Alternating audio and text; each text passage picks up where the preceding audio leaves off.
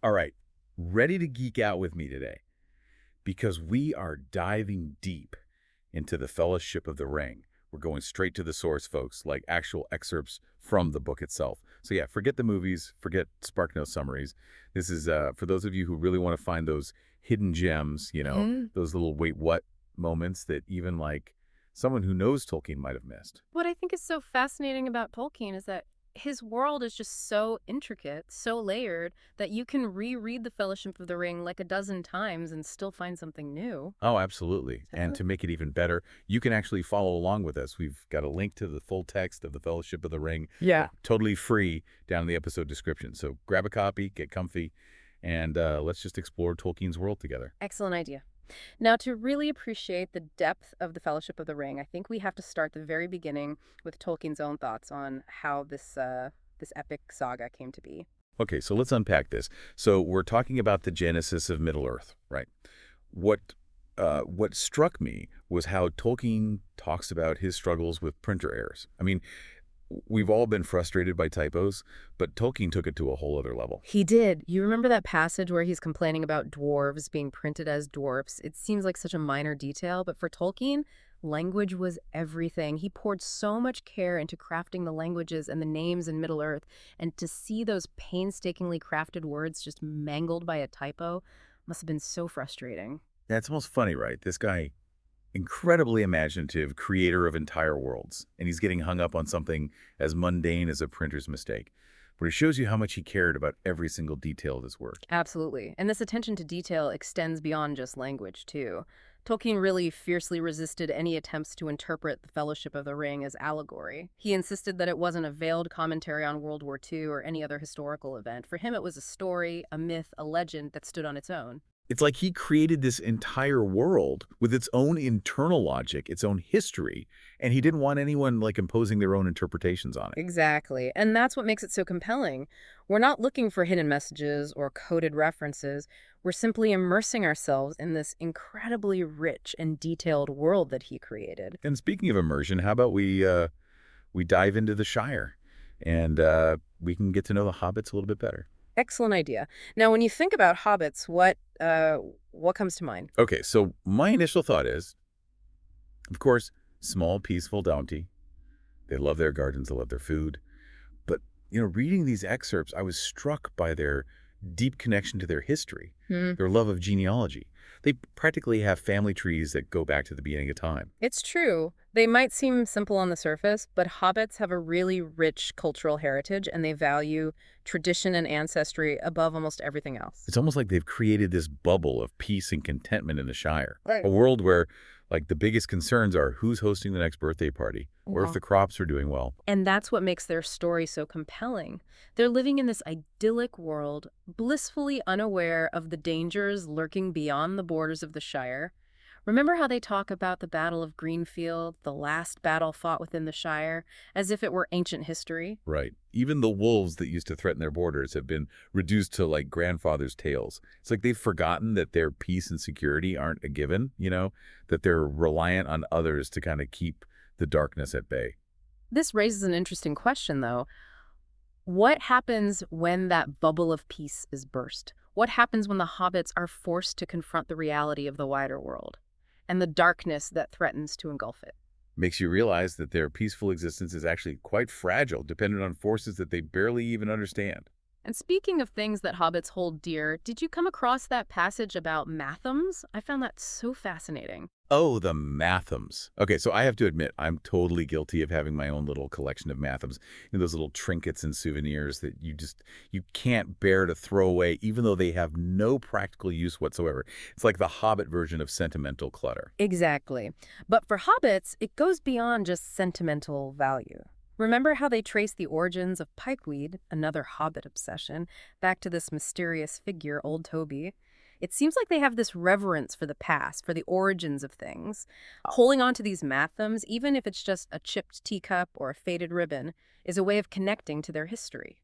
It's like each matham tells a story, and by holding on to it, they're keeping that story alive. Makes me think about all those boxes of old photos and letters that people keep in their attics. They might seem like junk to someone else, but they're actually treasures, pieces of a family's history. And speaking of treasures, we can't forget about the most significant treasure of all, the One Ring. It's in these early chapters of the Fellowship of the Ring that we start to see the subtle ways in which the ring is already exerting its influence. Oh yeah, here's where it gets really interesting. We know from The Hobbit that Bilbo found the ring in Gollum's cave. But these excerpts kind of shed new light on that encounter. I was struck by how Gollum keeps referring to the ring as his birthday present. It's almost like he's trying to convince himself that it was given to him willingly. Right, and remember, Bilbo initially tells Gandalf that Gollum gave him the ring as a present as well. But even then, Gandalf is skeptical. He knows Bilbo well enough to sense that something isn't quite right. It's like the ring is already twisting their perceptions, making them tell half-truths and avoid difficult questions. Exactly, and this ties into one of Tolkien's central themes, the corrupting power of the ring. Even in these early chapters, we see how the ring is subtly manipulating those who possess it, planting seeds of deceit and greed. And it's not just Bilbo who's affected. Think about all the rumors surrounding Bilbo's sudden wealth and the strange visitors who start showing up at Bag End. The Gaffer, Frodo's old neighbor, is skeptical. But the younger hobbits are completely captivated by the tales of Bilbo's adventures and his supposed fortune. The ring is creating this ripple effect, drawing attention, fueling speculation. It's disrupting the peace of the Shire, even though most hobbits are completely unaware of its true nature. And this all culminates in Bilbo's 111st birthday party, which is basically the Hobbit equivalent of a rock concert. It's a grand affair, with guests from all over the Shire. And Bilbo, being Bilbo, orchestrates his own dramatic disappearance right in the middle of his farewell speech. It's such a classic Bilbo move. He loves a good prank, and what better way to go out with a bang than to vanish into thin air, leaving everyone wondering what just happened. Mm-hmm. But beneath the humor and the lightheartedness, there are these hints of something darker lurking beneath the surface. Exactly. Remember Gandalf's sudden departure and his cryptic warnings to Frodo about the ring.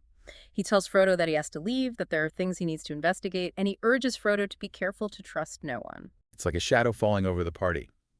You have all this joy and celebration, and then suddenly there's this sense of unease, a feeling that something is wrong. And poor Frodo, he's caught in the middle of it all, trying to make sense of what's happening. And that, my friend, is where we'll pick things up in the next part of our deep dive. Welcome back. Last time we left Frodo with quite the inheritance, huh? A powerful magic ring and a whole lot of questions. But let's be honest, if anyone's going to be left holding the baggins, it's probably going to be Frodo, right? He does seem to have a knack for attracting trouble, doesn't he? But remember Bilbo's farewell party, it wasn't just about fireworks and disappearing acts. It was also like the starting point of a much darker story, one that's about to unfold in the Shire. Right. Things take a turn for the worse almost immediately. Those Sackville Bagginses, can you believe their audacity? They're practically accusing Frodo of stealing like their rightful inheritance. It's almost comical, isn't it? These hobbits, obsessed with possessions and family lineage, throwing a tantrum because they didn't get their hands on Bag End. But it also kind of speaks to a deeper truth about the Shire, I think. For all its peace and tranquility, there's this undercurrent of pettiness and materialism. It's like that saying, you can take the Hobbit out of the Shire, but you can't take the Shire out of the Hobbit. But speaking of hobbits leaving the Shire, remember that Gandalf's sudden departure? He just up and leaves Frodo with this cryptic warning about becoming unpopular. What was that all about? That's one of the things I love about Tolkien's writing. He drops these little hints, these breadcrumbs that kind of lead you deeper into the story. Gandalf's departure isn't just a plot device. It's a sign that the world is changing, that the shadows are growing longer. He's sensing the danger, but he can't reveal everything to Frodo just yet. Yeah, it's like he's trying to prepare Frodo for something, but he knows that Frodo isn't ready to face the truth. And then 9 years. 9 years of silence. Can you imagine waiting 9 years for answers? Knowing that something is wrong, but not knowing what. It's such a brilliant move by Tolkien. He creates this sense of anticipation, this growing dread, as we wait for Gandalf to return. And when he finally does, he's like a changed man. The jovial wizard who enjoyed hobbit pipeweed and fireworks is gone, replaced by someone much more somber, more burdened. It's like the weight of the world is on his shoulders. Yeah. And he's finally ready to share that burden with Frodo. Yeah. And that's when the truth about the ring comes out. It's not just some trinket that Bilbo found in a cave. It's the One Ring, the source of Sauron's power. Imagine Frodo's shock. Right. He's gone from being like this carefree hobbit, content with his books and his garden, to being the bearer of this terrible burden, this object that could destroy the world. Yeah. It's a classic hero's journey, the ordinary person thrust into extraordinary circumstances. Right. And Gandalf, he doesn't really sugarcoat things either. He tells Frodo about the ring wraiths, the Nazgul, these terrifying creatures that are like hunting for the ring. He talks about Sauron's growing power, his armies gathering in Mordor. Yeah. It's enough to make anyone want to crawl back into their hobbit hole and never come out. But that's the thing about hobbits, isn't it? They might seem small and insignificant, but they have this incredible inner strength, this resilience that allows them to face these unimaginable dangers. And Gandalf sees that strength in Frodo. He knows that Frodo is the only one who can carry the ring, the only one who can resist its corrupting influence. But even with Gandalf's guidance, Frodo is still a hobbit at heart.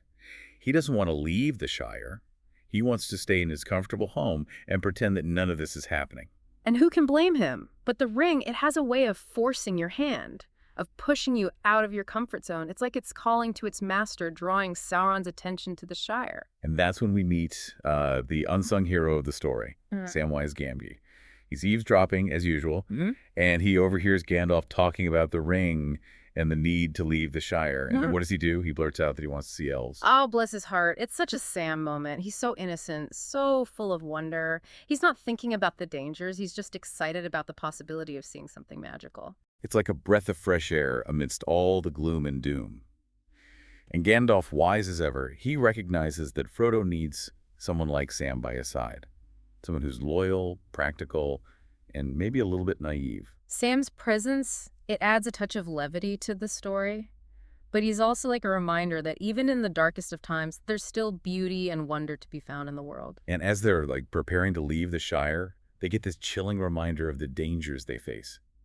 Sam reveals that a black rider, one of the Nazgul, has been asking about Baggins and Hobbiton. It's a terrifying moment. The shadow of Sauron has fallen upon the Shire, and the hobbits are no longer safe, even in their own homes. Remember the gaffer's description of the Black Rider?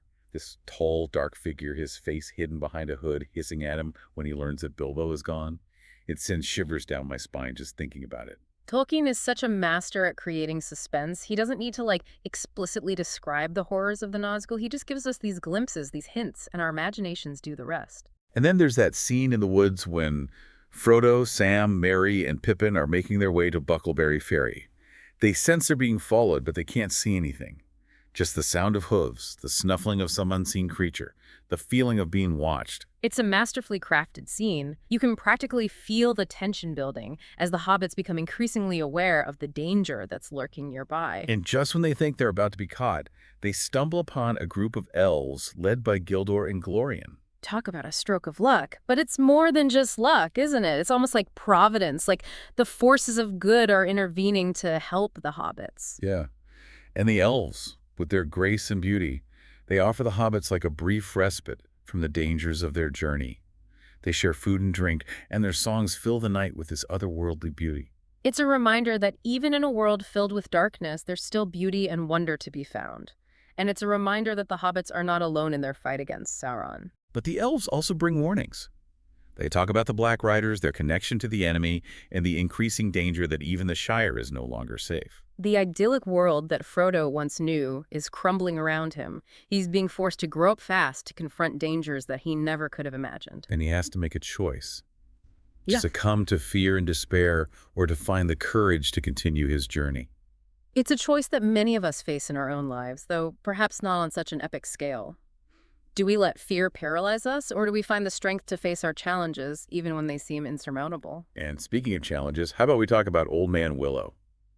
That guy is the stuff of nightmares. He is a rather imposing figure, isn't he? This ancient, gnarled willow tree with branches that reach out and try to trap unsuspecting travelers.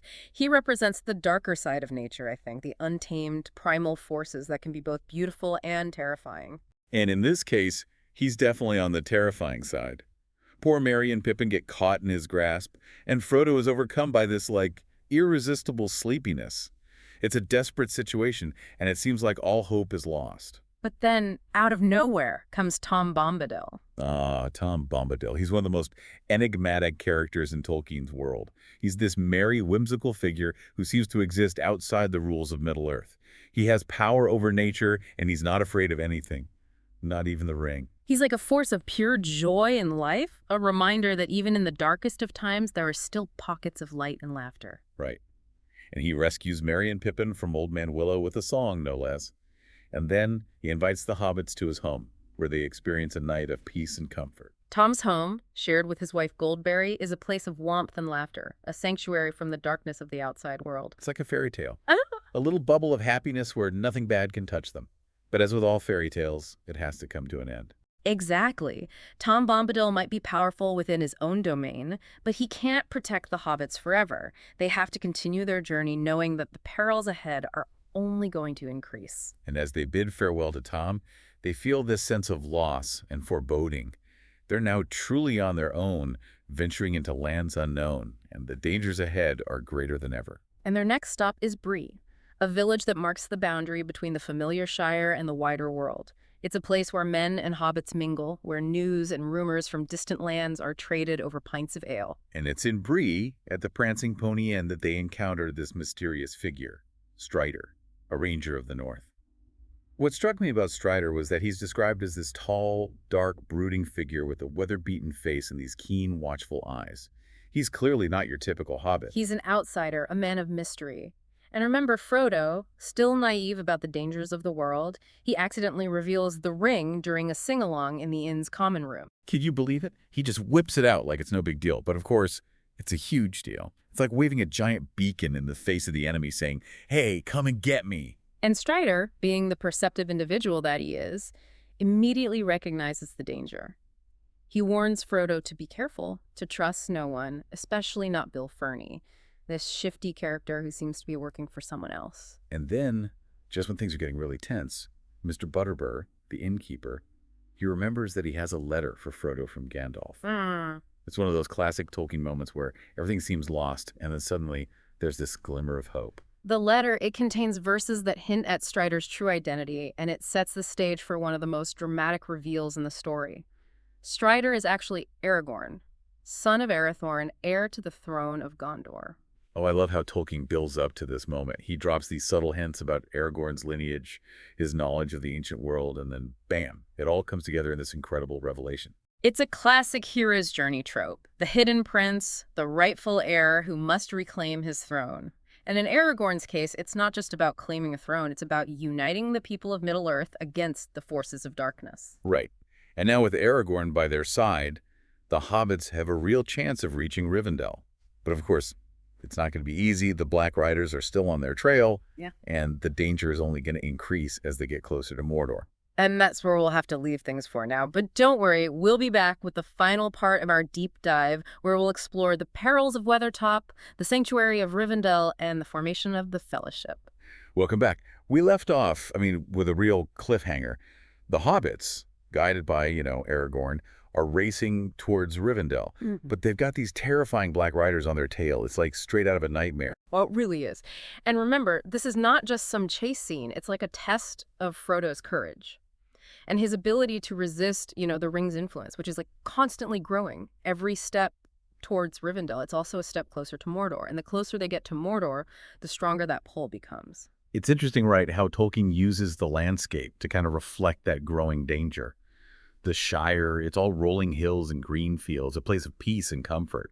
But as they journey north, everything gets harsher, more desolate. It's like the world itself is mirroring the darkness closing in. That's a great point. And, as they travel, Aragorn reveals more about himself and the history of Middle-earth. Those stories he tells about the ancient kings of men, the fall of Numenor, the line of Elendil, it's all connected to this struggle against Sauron. I love how Tolkien just weaves these ancient legends and prophecies into the story. Gives it this epic, almost mythic quality, like we're watching events that have been foretold for centuries, and makes Aragorn's role even more important. He's not just some random ranger. He's like the heir to the throne of Gondor, a descendant of kings, destined to fight Sauron. Yeah, it's a classic hero's journey, isn't it? The reluctant leader, the hidden prince who has to embrace his destiny. But before Aragorn can even think about reclaiming his throne, they have to survive, The perils of the road. And one of the most terrifying encounters happens at Weathertop. Oh man, Weathertop, chills. This ancient watchtower, right, on top of a hill, surrounded by this desolate, windswept landscape, and then the Black Riders appear. Dark figures against the twilight sky, like something out of a horror movie. And what's even more terrifying is that they're not just physical threats, they're spiritual threats. Remember, they were once kings of men, seduced by the rings, now they're wraiths, enslaved to Sauron. They represent like the ultimate corruption of power, the loss of individuality, free will. Yeah, and Frodo, he gets wounded by the Witch King, leader of the Nazgul. Yeah. And it's not just a physical wound either, it's a spiritual wound. It's like the darkness is seeping into him, poisoning his soul. That's such an important point. Tolkien makes it clear that the ring's power isn't just about physical domination. It's about corrupting the mind, the spirit. The Witch King's blade, it's like imbued with dark magic, a symbol of that corruption. Like a taste of what awaits Frodo if he gives in to the ring. And at that point, it seems like it's over, Yeah. All hope is lost. But then, just when you think things can't get any worse, Gandalf arrives. Talk about a dramatic entrance, just in time, scatters those Black Riders, rescues the hobbits from certain doom. It's a reminder that even in the darkest times, good is still out there, working in the world. But even Gandalf can't stay. He knows they got to get Frodo to Rivendell fast. That wound from the Witch King is more than just a flesh wound. It's magical. It's slowly poisoning him. And so their desperate flight to Rivendell begins, racing against time, trying to outrun the Black Riders and, that growing darkness inside Frodo. It's just so thrilling, so much danger, so much suspense. And they're joined by Glorfindel, the Elf Lord. His arrival, it's like a beacon of hope, shows that there are still people willing to fight Sauron, even when it feels impossible. Glorfindel's presence, it's important for another reason, too. Remember, he's one of the most powerful elves in Middle-earth. He fought Sauron, like way back in the day. His knowledge, his experience, they're invaluable to the hobbits. And then the Ford of Bruin, right? The river guarding Rivendell, the Black Riders are closing in, feels like it's over. Gandalf unleashes this torrent of water, sweeps the Nazgul away. It's just breathtaking. Tolkien describes the river rising up almost like a living thing, the Black Riders swept away by the flood. Symbolic, like even nature is against Sauron. And finally, exhausted but safe, they cross the ford, find refuge in Rivendell. It's like stepping into another world. All the fear, the tension, it melts away, replaced by peace, tranquility. Rivendell is more than just a place, I think. It's a symbol of hope, this haven of beauty, wisdom, where the ancient elven traditions are preserved, and it's here the fate of the ring is going to be decided. And that's where the Council of Elrond comes in. Representatives from all the different races of Middle-earth, elves, dwarves, men, all coming together to discuss the threat of Sauron. This is a pivotal moment. The stakes have never been higher. And the choices they make, they will determine the fate of Middle-earth. We're introduced to some key figures here, right? Elrond, the Elf Lord, Glorfindel, the warrior, Gloin, representing the dwarves, and Boromir, this noble warrior from Gondor. And each of them brings something different to the council. Elrond, wisdom, tradition. Glorfindel, courage, strength. Gloin, the dwarves' resilience. And Boromir, he brings the hope and the despair of men. As the council talks, we get more stories from the past. Ancient battles, lost kingdoms, the long fight against Sauron. It's like Tolkien's giving us a crash course in Middle-earth history, showing us how the present is connected to the past. And those stories, they're not just background. They're key to understanding what's happening now. They're about courage, sacrifice, the power of hope. And then the debate. What to do with the ring? Boromir argues they should use it as a weapon against Sauron. He's a man of action. He's seen the destruction Sauron can cause. But Gandalf and Elrond warn against that. They know the ring is seductive, that it corrupts anyone who uses it, even with good intentions. And Gandalf tells his story about being imprisoned by Saruman, another wizard who's been seduced by the ring, a chilling reminder of the danger, the way evil works. Right. And finally, the decision. The ring must be destroyed. It's the only way to defeat Sauron. But destroying it means going to Mordor, to the heart of Sauron's power, and casting it into Mount Doom, where it was made. Seems impossible, like a suicide mission. And yet it has to be done, and so the Fellowship is formed. Frodo, the ring-bearer, Sam, his faithful companion, Merry and Pippin, their hobbit friends, Aragorn, the rightful king, Gandalf, the wise, Legolas, the elf archer, Gimli, the dwarf warrior, and Boromir, the warrior of Gondor. What a group. Different races, different cultures, bound together by this one purpose. And as they leave Rivendell, Their journey south begins. The start of an epic adventure, a tale of courage, sacrifice, the enduring power of hope. Wow, what a journey. We've just scratched the surface of Tolkien's world. I was so struck by how deep his creation is. It's not just a story, it's a whole world. History, languages, cultures, like he made a mythology for our time.